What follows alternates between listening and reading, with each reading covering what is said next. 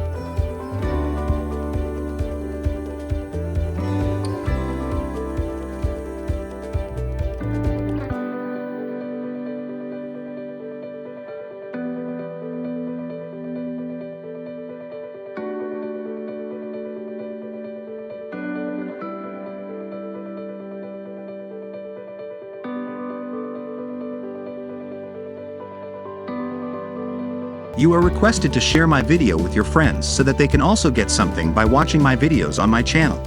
Please subscribe my channel and I will teach you all about this software on my channel. If any friend needs help regarding this software, he can contact me. I will guide everything.